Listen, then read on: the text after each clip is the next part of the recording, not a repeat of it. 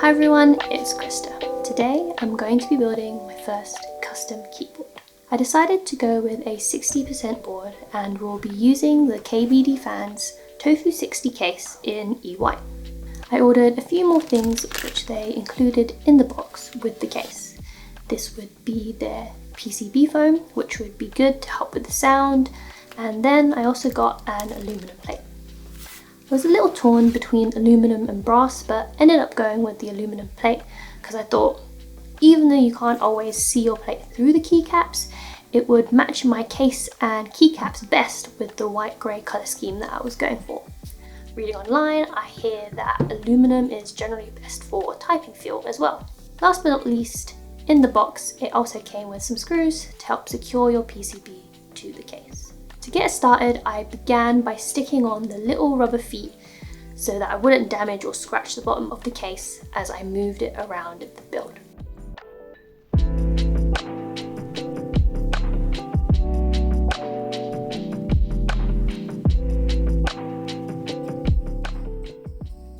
For my stabilizers, I went with some GMK Screw-In stabs.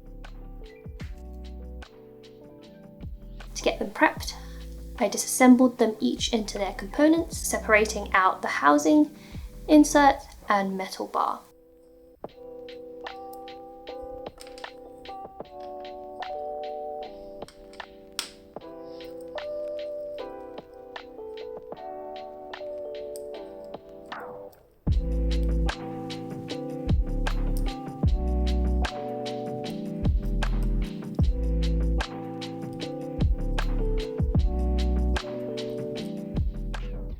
If you look closely, you'll find that the stabilizer inserts have these little feet on the bottom.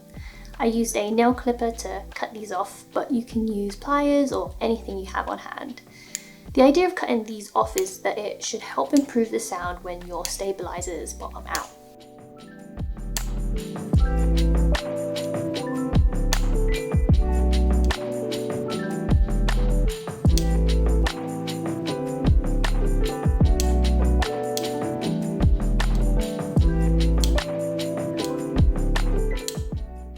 To lube them, I'm using Krytox 205 grade 0. I start by taking the housing and adding a thin layer to the inside walls. So essentially any friction points or surfaces that could be touched when the stabs are depressed.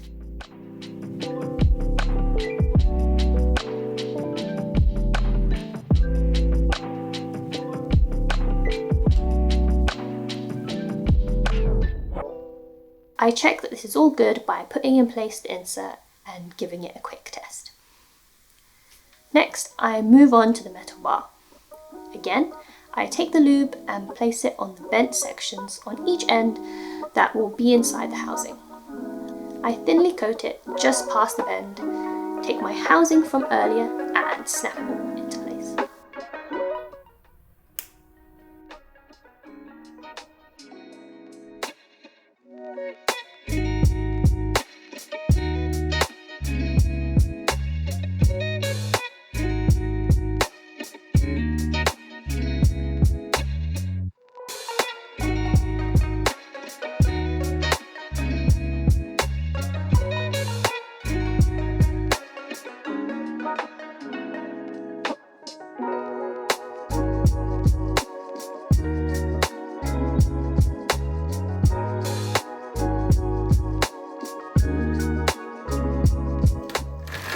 For switches, I have the Gateron Black Inks V2.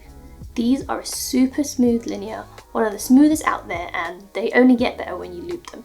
So that's what we're going to do. Similar to the stabilizers, I'm again using Krytox 205 grade 0 to lube them. For each switch, I start by taking the housing apart using a switch opener. I got this metal one from KBDFans.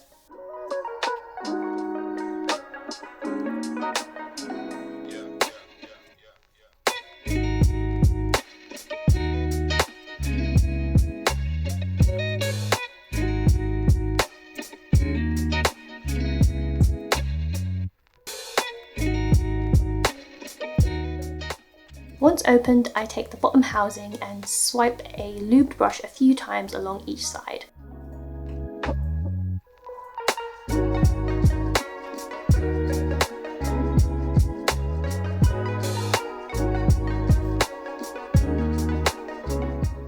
With what's left on the brush, I then do a quick swipe around the central column.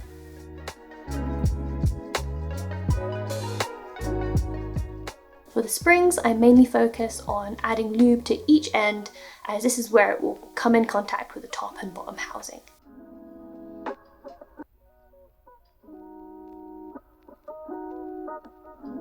I then add a little to each side along the middle of the springs.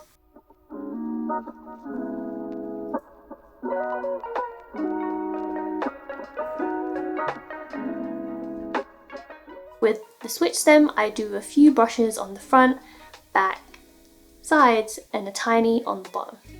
Since these are linear switches, you don't have to worry about preserving tactility like on tactile switches, so I don't think you can go too wrong when it comes to lubing linears.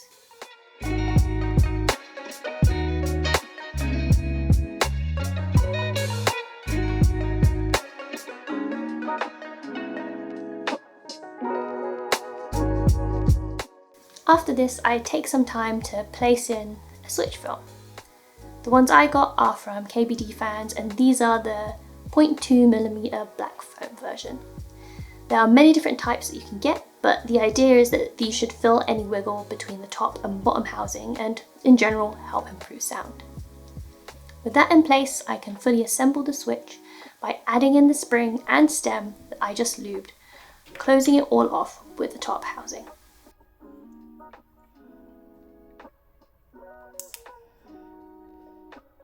Now onto assembling everything into the PCB. The PCB I have is the DZ60 RGB hot swappable model. Given that this is my first board, I didn't quite want to deal with the extra effort of learning how to solder switches just yet. For this board, I decided to bandaid mod my stabilizers, so I bought some fabric plasters off of Amazon.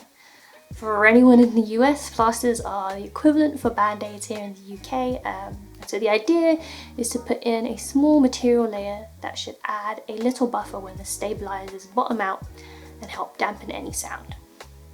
To save some time cutting and faffing about with plasters, you could buy some stabilizer foam stickers instead. I just went with plasters as that was cheaper.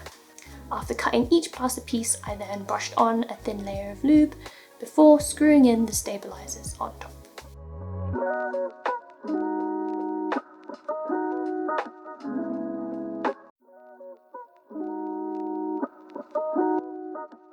Once all the stabilizers were in place, I could now add my aluminum plate so I could start installing all of my switches. I put in the first few for the stabilizers just to check that I had everything situated correctly. Since you've already got somewhat of a sneak peek of my keycaps, these are the Drop and Mateo collab Dev TTY keycaps. These have a much more curved profile compared to GMK sets, and they are designed to cup your fingers to help teach your fingers to press in the center of the keys. Due to the MT3 profile, these keycaps are somewhat taller than your normal GMK, and you can expect this to have a bit more of a thockier sound when you are typing. Like I mentioned earlier, I'll be putting this all into the KBDFans Tofu60 EY case. As it's aluminum, you can likely expect there to be some case ping, so to solve for that, I decided to also pick up some case foam to put in between the case and the PCB. Quick note, I ended up adding some more foam into the board. I didn't remember to put it in at the time of filming, but I originally bought some PCB foam that goes between the PCB and the plate. I ended up completing the whole board before I realised and ended up having to disassemble the board to add it in. Lol, don't make the same mistake as me.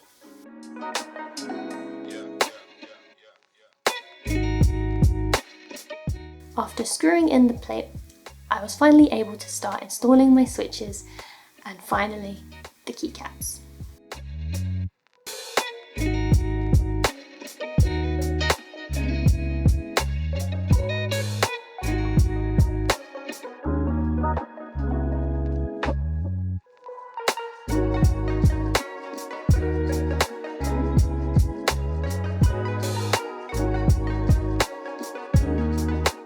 This is definitely my favourite part of the build. This is when the board finally starts to come together.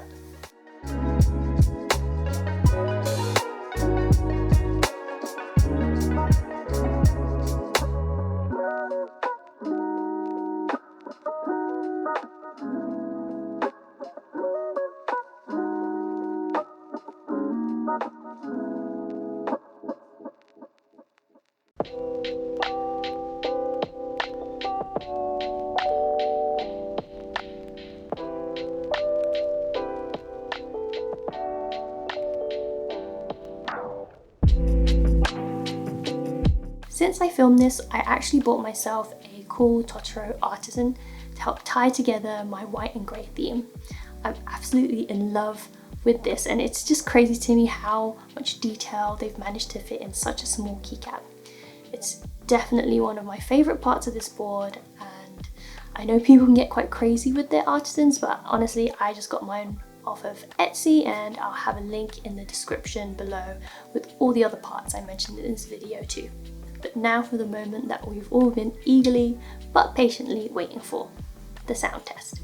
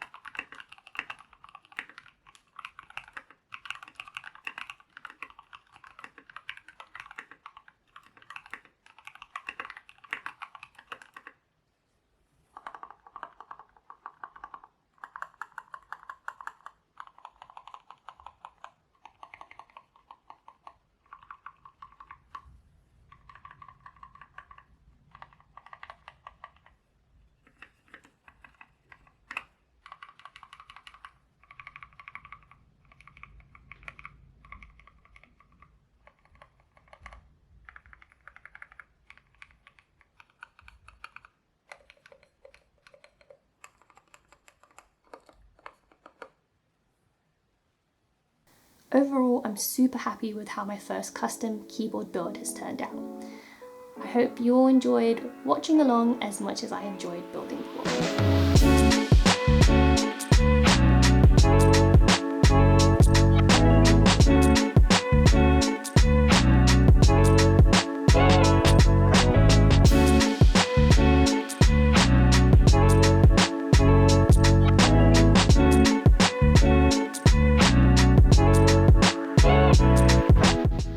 Anyway, that's it from me for now, and hope to see you all in the next one.